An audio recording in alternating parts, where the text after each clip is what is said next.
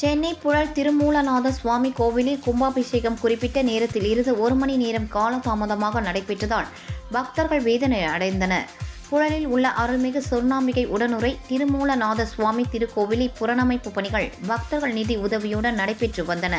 புனரமைப்பு பணிகள் முடிவடைந்து இன்று மகா கும்பாபிஷேகம் காலை 10 மணி முதல் 10:40 மணிக்குள் நடைபெறும் என குறிப்பிட்டிருந்த அமைச்சர் சேகர் பாபுவின் வருகைக்காக ஆலய நிர்வாகத்தினர் காத்திருந்ததால் குறிக்கப்பட்ட நேரத்தில் கும்பாபிஷேகம் நடத்தாமல் 1 மணி நேரம் காலதாமதமாக நடைபெற்றது. அமைச்சர் சேகர் பாபு காலை 11:40 மணிக்கு வந்ததைத் தொடர்ந்து கும்பாபிஷேகம் நடைபெற்றது. அப்போது ஆலய வளாகத்தில் காத்திருந்த பக்தர்கள் அமைச்சர்கள் சேகர் பாபுவிடம் தாமதமாக வந்தது ஏன் என வாக்குவாதத்தில் ஈடுபட்டனர்.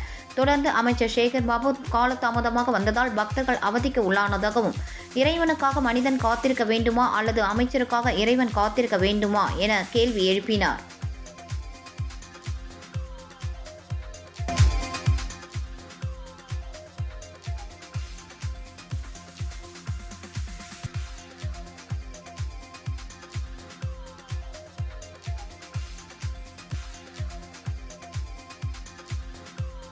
கும்பாபிஷேகம் தெரியும் 9 மணிலேருந்து 9 மணிக்கே நிறைய பேர் வந்துட்டாங்க.